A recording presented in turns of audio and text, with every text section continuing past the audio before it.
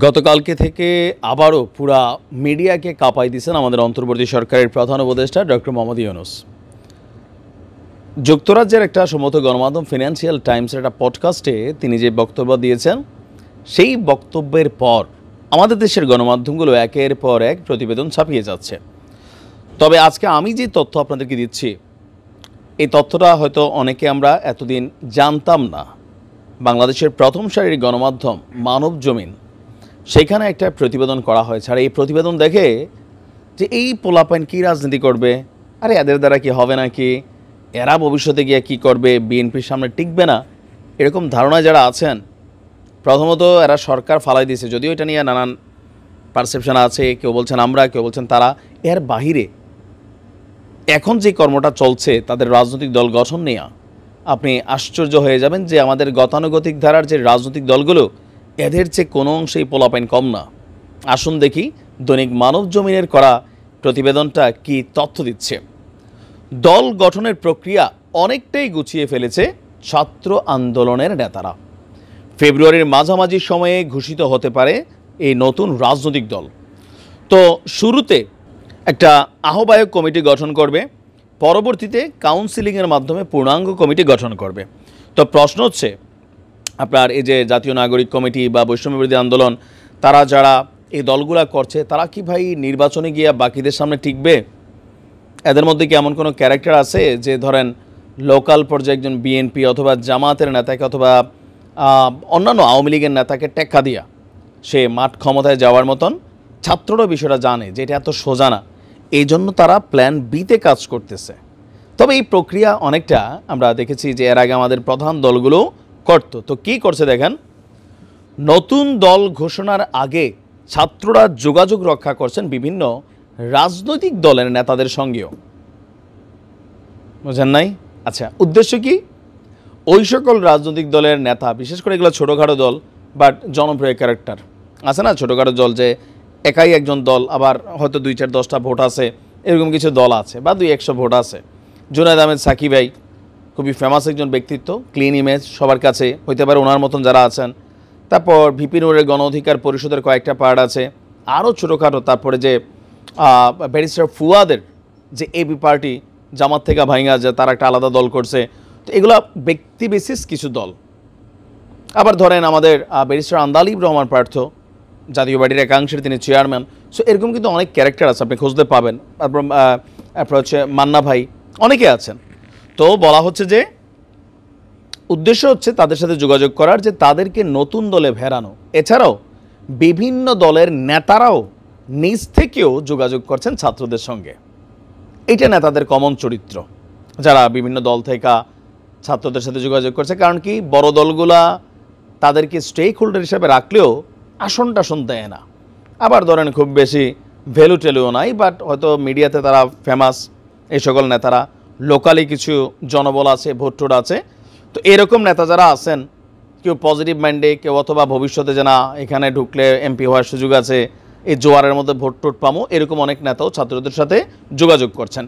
ছাত্রদের যোগাযোগ হচ্ছে আবার সুশীল সমাজের গুরুত্বপূর্ণ ব্যক্তিদের সঙ্গেও, পলিটিক্যাল দলগুলোর বাইরে। তো আমরা দেখছি যে ছাত্ররা চাচ্ছে তারুণ্য নির্ভর দল গঠন করে সব মত এবং পথের মানুষকে ঠাঁই দিতে। নেতাদের দাবি, মধ্যপন্থার এই নতুন রাজনৈতিক দলটি হবে গণমানুষের দল। জবাবদিহিতা নিশ্চিত করা হবে কেন্দ্র থেকে তৃণমূল পর্যন্ত। আর দল ঘোষণাকে সামনে রেখে পর্যায়ক্রমে পদত্যাগের আমরা কথা শুনছি আসিফ নাহিদদের। যদিও গতকালকে নাহিদ বলছে যে তিনি পদত্যাগ করবেন, এমন কথা কোথাও বলেননি। যদিও আমার দেশ পত্রিকার মাহমুদ সাহেব তিনি এই নিউজটা করেছেন, তার পত্রিকা আসছে যে তাদের কাছে সোর্স মারফত খবর আছে।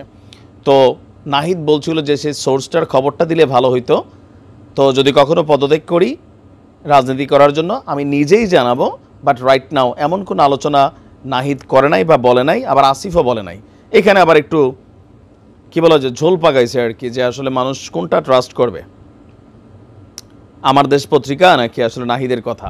সো যার বিয়া তার খবর নাই, পাড়াপড়শির ঘুম নাই, ওনার বক্তব্য এটাই মনে হয়েছে। তো যাই হোক, আপনার এখন আমরা যেটা বুঝতে পারছি যে ছাত্রদের এই দলের মধ্যে আরও গুরুত্বপূর্ণ তথ্য এই মানব জমিনের জায়গা থেকে আসছে যে আপনার নাহিদকে সামনে রেখাই এই দলটা আত্মপ্রকাশ করবে। তো নাহিদকে সামনে রেখা মানে যেহেতু এই বৈষম্য বিরোধী আন্দোলনের এক দফার ঘোষক ছিলেন নাহিদ ইসলাম, লিড করছেন নাহিদ ইসলাম, বাকিরও ছিল, বাট নাহিদ তৎকালীন সময় যথেষ্ট ফেমাস ছিল এই আন্দোলনের সময়। সো নাহিদকে সামনে রেখে দল ঘোষণা হতে পারে, আর এরপর বাকিরা থাকতে পারে। তার মানে নাহিদ প্রধানমন্ত্রী হইতে পারে। যদি ছাত্রদের রাজনৈতিক দল হয়, হয়তো রাষ্ট্রপতি অথবা প্রধানমন্ত্রী এরকম কোনো একটা সিস্টেমে নাহিদ সামনে আসবে।